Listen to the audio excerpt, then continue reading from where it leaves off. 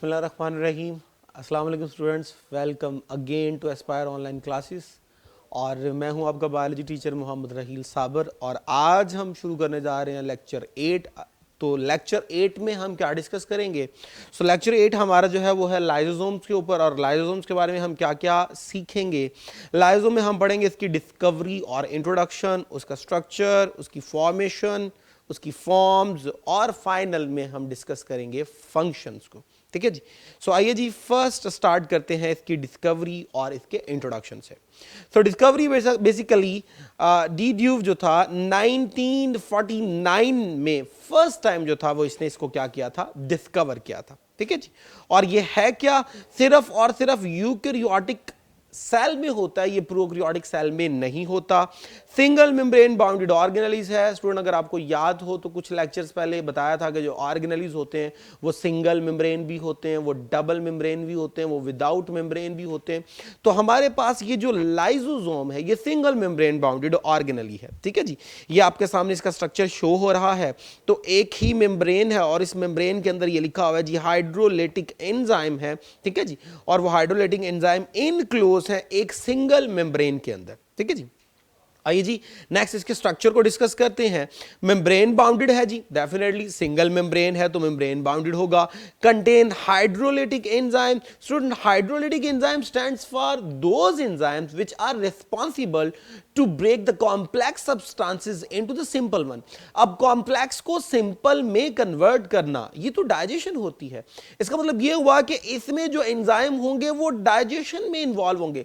तो सेल के अंदर जब डिफरेंट चीजों की डाइजेशन की जाती है, डिफरेंट सब्सटेंस की ब्रेकडाउन की जाती है, कॉम्प्लेक्स सब्सटेंसेस की सिंपल में ब्रेकडाउन की जाती है, उसके लिए ये हाइड्रोलाइटिक एंजाइम यूज होंगे। और साथ इसमें क्या है जी, एसिड फॉस्फेटेजेस एंजाइम। अब एसिड फॉस्फेटेजेस एंजाइम ये बेसिकली ऐसे एंजाइम होते हैं जो डाइजेशन के दौरान फॉस्फेट ग्रुप को सेपरेट करते हैं। और एसिड फॉस्फेटेजेस इसलिए कहा गया क्योंकि लाइसोसोम के एंजाइम्स को अपनी फंक्शनैलिटी के लिए जो है वो एसिडिक पीएच रिक्वायर होती है। ठीक है जी। इसलिए हम यहां पे इसे बोल रहे हैं एसिड फॉस्फेटेजेस।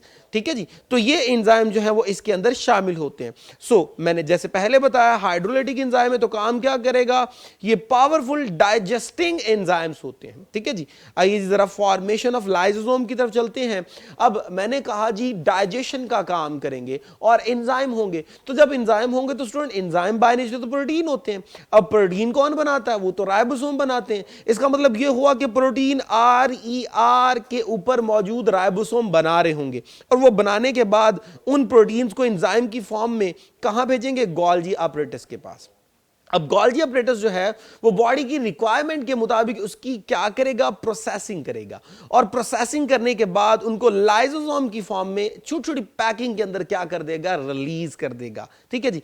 ये देखिए जी इस स्केच में समझने की कोशिश करते हैं।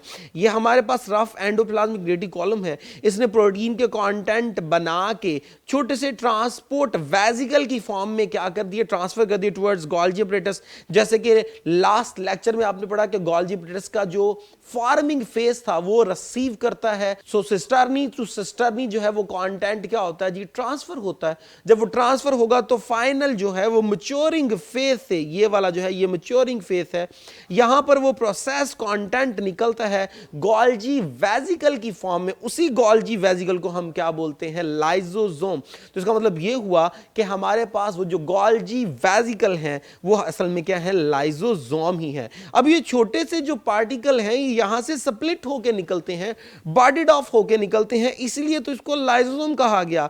लाइसो मीन स्प्लिटिंग, जो टूट के सेपरेट होता है। Soma mean body. तो यहां मैच्योरिंग फेज से एक छोटी सी बॉडी जो है वो सेपरेट होती है, जब इन्हें क्या कहा गया, लाइसोसोम। आइए जी इस फॉर्मेशन को हम एक विजुअल की फॉर्म में देखते हैं। इस विजुअल में देखते हैं जी किस तरह इन लाइसोसोम की फॉर्मेशन होती है। ठीक है जी। तो ये स्टूडेंट आपके पास लाइसोसोम है। इन लाइसोसोम में क्या है, हाइड्रोलाइटिक एंजाइम है। अब ये जो हाइड्रोलाइटिक एंजाइम है डेफिनेटली ये डाइजेशन करेंगे। और एंजाइम कहां से आने हैं, ये देख लीजिए जी, आपको शो किया जा रहा है। कंटेंट फॉर्मेशन हो रही है एंडोप्लाज्मिक रेटिकुलम में। यहां से कंटेंट जो है ये बड की फॉर्म में सेपरेट हुआ, सेपरेट होकर गोल्गी apparatus के पास आना शुरू हो गया, वहां पे फ्यूज हुआ, कंटेंट जो है वो फाइनल प्रोसेस होके लाइसोसोम की फॉर्म में यहां से क्या हो गया, सेपरेट। तो इस तरह जो है वो इसकी क्या होती है, फॉर्मेशन होती है। अब फॉर्म्स की तरफ चलते हैं। फर्स्ट है जी प्राइमरी लाइसोसोम। अब ये क्या होता है, structure which is budded off as a Golgi vesicle. इसका मतलब ये हुआ कि मैच्योरिंग फेज से अभी जो बड सेपरेट होता है, जो अभी इनएक्टिव फॉर्म में है, जिसने अभी प्रॉपर फंक्शन शुरू नहीं किया, वो जो गोल्जी वेसिकल है उसी को हम क्या बोलते हैं, प्राइमरी लाइसोसोम।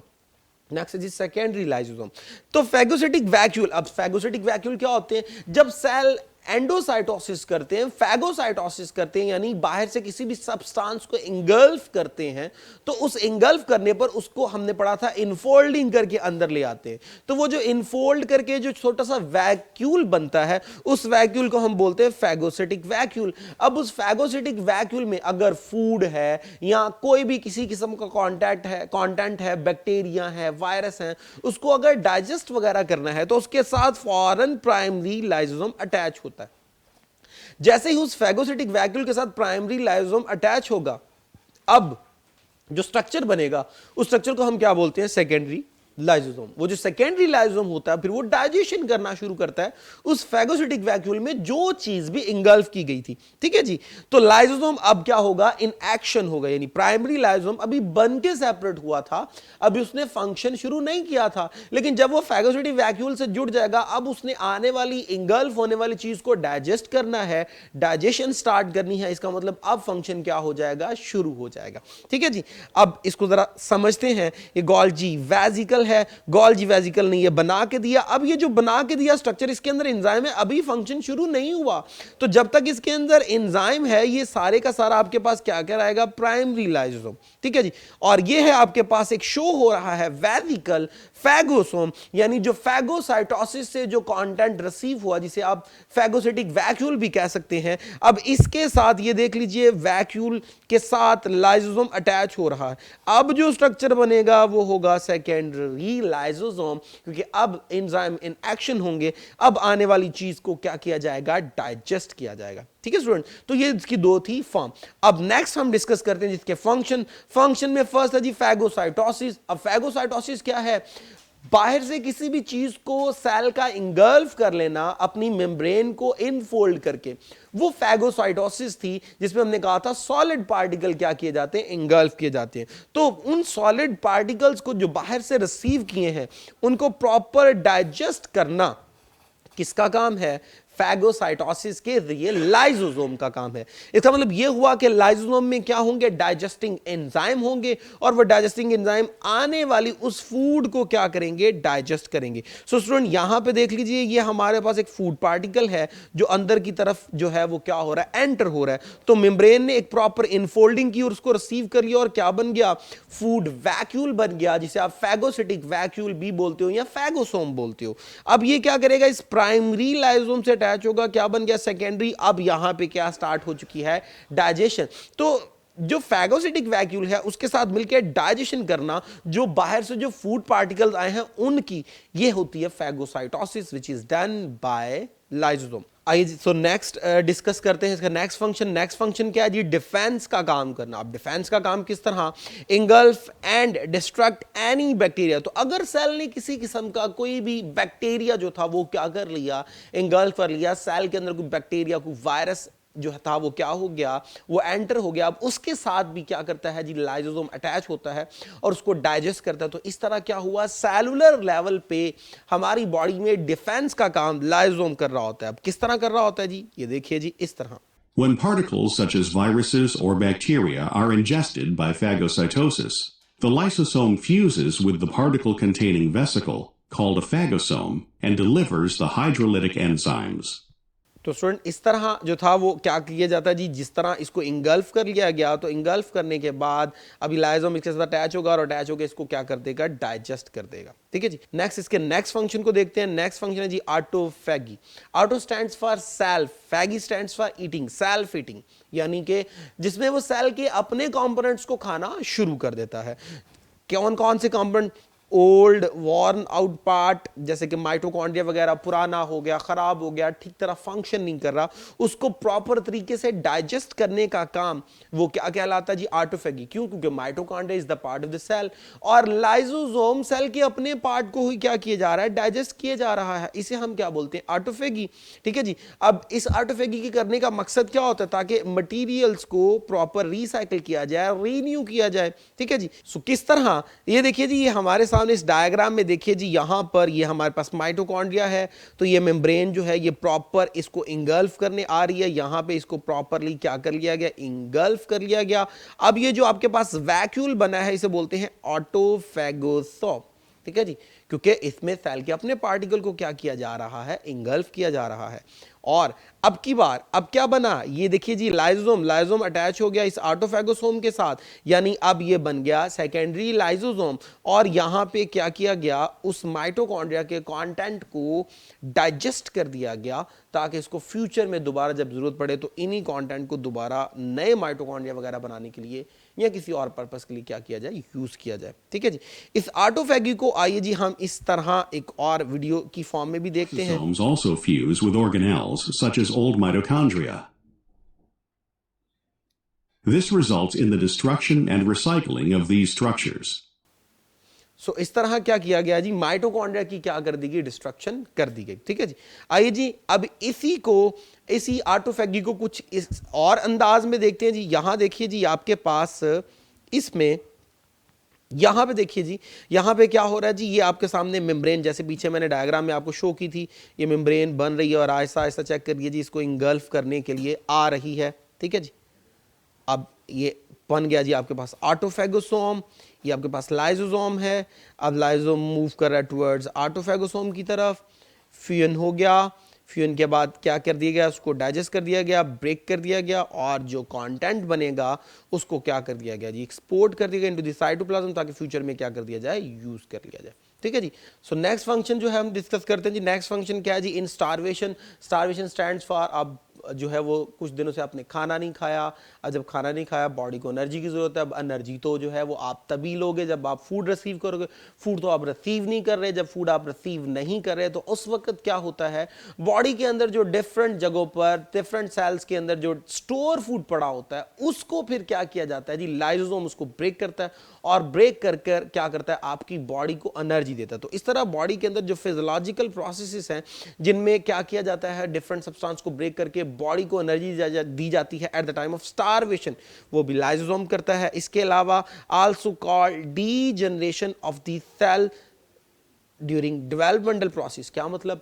जब फ्रॉग जो है, आप उसकी डेवलपमेंटल स्टेजेस देखें, तो जब फ्रॉग लार्वा फॉर्म में पैदा होता है तो उस वक्त उसकी एक लंबी सारी टेल होती है। ठीक है। जैसे जैसे वो अडल्ट होता है उसकी टेल खत्म हो जाती है, और टेल खत्म होने के बाद अब जो अडल्ट होता है उसमें टेल नहीं होती।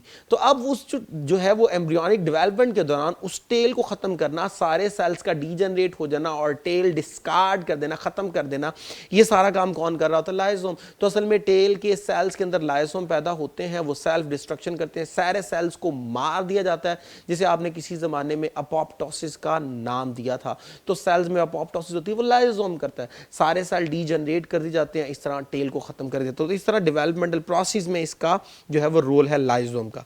एक्स्ट्रा सेलुलर डाइजेशन, याद कीजिए जब मैंने पीछे अब आपको एग्जांपल दी थी पैंक्रियाज की, लेक्चर नंबर 7 में, उसमें हमने कहा था जी पैंक्रियाज जो था वो पैंक्रियाटिक जूस भेजता है, उस पैंक्रियाटिक जूस में लाइपेज था, अमाइलेज था, ट्रिप्सिन था। तो बेटा वो जो सारी सिक्रीशन थी वो लाइसोसोम की फॉर्म में ही आ रही थी। अब पैंक्रियाज से निकलकर वो ड्यूडेनम में जाकर डाइजेशन कर रहे थे, तो वो सेल के बाहर जाकर जो डाइजेशन हो रही है किसी और जगह जाके, वो एक्स्ट्रा सेलुलर डाइजेशन है। तो जो एक्स्ट्रा सेलुलर डाइजेशन है उसके लिए एंजाइम वगैरह रिलीज करना और जाके डाइजेशन करना, वो भी काम किसका है जी? इसी का। आइए जी अब हम इसकी अबनॉर्मलिटीज डिस्कस करते हैं। अबनॉर्मलिटीज में स्टोरेज डिजीजेस। अब स्टोरेज डिजीज क्या है? Accumulation of some substances such as glycogen या ग्लाइकोप्रोटीन। अब क्यों होगी जी? Lysosomes are absent due to mutation. तो स्टोरेज डिजीज में क्या है जी, आपकी बॉडी के अंदर कुछ सब्सटेंस ऐड होना शुरू हो जाते हैं, स्टोर होना शुरू हो जाते हैं। क्यों? क्योंकि म्यूटेशन हो गई, लाइसोसोम नहीं बना। अब स्टूडेंट लाइसोसोम के अंदर एंजाइम थे, एंजाइम ने क्या करना है, आने वाली उस फूड को, उस सब्सटेंस को डाइजेस्ट करना है। अब लाइसोसोम तो बने नहीं, जब लाइसोसोम बने नहीं इसका मतलब यह हुआ कि जो फूड वगैरह रिसीव हुई है, जो कंटेंट वगैरह सेल के अंदर है, वो डाइजेस्ट नहीं होगा। जब डाइजेस्ट नहीं होगा तो वो स्टोर होना शुरू हो जाएगा। जब वो स्टोर जो होना शुरू हो जाएगा, तब जो डिजीज पैदा होती है उन्हें हम क्या बोलते हैं, स्टोरेज डिजीजेस। आइए जी, ये डिजीजेस ज्यादातर क्या है, कॉन्जेनिटल मीन पैदाइशी होती हैं जी ज्यादातर, ठीक है जी। इनमें फर्स्ट है जी ग्लाइकोजिनोसिस टाइप 2। अब ग्लाइकोजिनोसिस टाइप 2 में क्या होता है स्टूडेंट, हमारी बॉडी में जो एक्स्ट्रा ग्लूकोज होती है वो ग्लाइकोजिन की फॉर्म में स्टोर कर दी जाती है लीवर के सेल्स के अंदर, मसल्स के सेल के अंदर, और जब जरूरत पड़ती है तब क्या किया जाता है, एंजाइम जो है वो इस ग्लाइकोजिन को कन्वर्ट करते हैं इनटू ग्लूकोज, और वो ग्लूकोज बॉडी में क्या करती है, एनर्जी देती है। सपोज अगर ऐसा हो जाए कि एंजाइम जिन्होंने ग्लाइकोजिन को ग्लूकोज में कन्वर्ट करना है वो नहीं बने, जब वो नहीं बने तो लीवर के सेल्स और मसल्स के cells remain filled with glycogen, क्योंकि ग्लाइकोजिन को ब्रेक करने वाले एंजाइम नहीं बने, लाइसोसोम नहीं बने, तो क्या होगा, हमारे लीवर के सेल्स और मसल्स के cell remain filled with glycogen. इसे हम बोलते हैं ग्लाइकोजिनोसिस टाइप 2 डिजीज। इसमें क्या होगा, एंजाइम जो है वो नहीं बने जिन्होंने ग्लाइकोजिन को ग्लूकोज में कन्वर्ट करना है। इसका मतलब ये हुआ कि लीवर के सेल्स और मसल्स के सेल जो है वो ग्लाइकोजिन से फिल रहेंगे, ठीक है जी। आइए जी, दूसरी एक और एग्जांपल देखते हैं जी, टेसेक्स डिजीज। इसमें क्या होता है जी, लिपिड की कैटाबॉलिज्म करने वाला एंजाइम नहीं बनता, जिसकी बिहाफ पे क्या होगा, लिपिड एक्यूमुलेट होना शुरू हो जाती है। जब लिपिड एक्यूमुलेट होना शुरू हो जाएगी ब्रेन के सेल्स के अंदर, तो उसकी बिहाफ पे क्या होगा, मेंटल रिटार्डेशन, दिमागी तौर पे कमजोरी होना शुरू हो जाएगी, और डेथ भी इससे हो सकती है। तो स्टूडेंट, इस तरह हमारा जो था वो आज का लाइसोसोम वाला टॉपिक खत्म हुआ। आइए जी, हम इसके नेक्स्ट जो इंपॉर्टेंट एमसीक्यूज हैं और शॉर्ट क्वेश्चन है उसकी तरफ चलते हैं। फर्स्ट एमसीक्यू है हमारे पास, लाइसोसोम वाज डिस्कवर्ड बाय, तो पैलेड है, डीड्यूव है, गोल्जी है, रॉबर्ट ब्राउन है, तो बीटा ऑप्शन थी जी डीड्यूव, ठीक है जी। Next question number 2, Tay Sachs disease is caused by the absence of enzyme that is involve in the catabolism of, alpha है जी ग्लाइकोजिन, बीटा है जी प्रोटीन, चार्ली है जी पॉलीसेकेराइड, डेल्टा है जी लिपिड, तो अभी लास्ट में पढ़ा था लिपिड। नेक्स्ट है जी लाइसोसोम्स आर सिंथेसाइज्ड बाय, तो लाइसोसोम की फॉर्मेशन वाली मैंने आपको स्लाइड प्रॉपर दिखाई थी, तो कहां से बन रहा है जी, एंडोप्लाज्म से, न्यूक्लियस से, गोल्जी, तो फाइनल प्रोसेसिंग गोल्जी अपरेटस कर रहा था, तो गोल्जी अपरेटस है जी, ठीक है जी, चार्ली ऑप्शन। आइए जी, नेक्स्ट हम इसके शॉर्ट क्वेश्चन की तरफ चलते हैं। शॉर्ट क्वेश्चन में difference between primary लाइसोम, secondary लाइसोम। So student, ये वाली स्लाइड आपको याद होगी जी, प्राइमरी लाइसोम जो अभी गोल्जी वेजिकल बने हैं, अभी इनएक्टिव फॉर्म में है, प्रॉपर फंक्शन नहीं हो रहा, वो आपके पास प्राइमरी है। और जब ये क्या करते हैं, फेगोसिटिक वैक्यूल से अटैच हो जाते हैं, फंक्शन परफॉर्म करना शुरू कर देते हैं, डाइजेशन करना शुरू कर देते हैं, तब इन्हें क्या बोलते हैं, secondary lysosome. So next short question 2 की तरफ चलते हैं जी, डिफाइन स्टोरेज डिजीज। तो स्टूडेंट, ये वाली स्लाइड आपने देखी जी, स्टोरेज डिजीज क्या है जी, कि हमारी बॉडी के अंदर डिफरेंट सब्सटेंस एक्यूमुलेट होना शुरू हो जाते हैं। वजह क्या है जी, म्यूटेशन हो गई, लाइसोसोम नहीं बने, एंजाइम नहीं बने। जब एंजाइम नहीं बने तो आपकी बॉडी के अंदर वो सब्सटेंस ब्रेक नहीं होगी। वो क्या हो सकती है, वो ग्लाइकोजिन हो सकती है, वो लिपिड हो सकती है। तो कोई एक एग्जाम्पल आप कोड कर दीजिएगा। ये हमारे पास थी जी क्वेश्चन 2, स्टोरेज डिजीज। क्वेश्चन 3 है जी हमारे पास, व्हाट इज ऑटोफेगी। तो ऑटोफेगी में हमने पढ़ा था सेल्फ डिस्ट्रक्शन है, जिसमें जो old worn out part of the cells जैसे माइटोकॉन्ड्रिया जो है वो डाइजेस्ट हो जाते हैं। इस तरह किया जाता है, सेल को रीन्यू किया जाता है या सेल की रिसाइकलिंग की जाती है। तो ये था क्वेश्चन 3। क्वेश्चन 4 की तरफ चलते हैं, डिफाइन टेसेक्स डिजीज। तो टेसेक्स डिजीज में क्या है जी, ये लास्ट पे है कि लिपिड कैटाबॉलिज्म वाले एंजाइम एब्सेंट होते हैं, लिपिड एक्यूमुलेट हो जाती है ब्रेन सेल्स के अंदर और मेंटल रिटार्डेशन काज करती है, और इवन इससे क्या हो सकती है, डेथ। सो स्टूडेंट, आज के लिए इतना ही। नेक्स्ट लेक्चर में इंशाल्लाह नए कंटेंट के साथ हाजिर होंगे। अब तक के लिए इतना ही। Thank you very much. अल्लाह हाफिज़।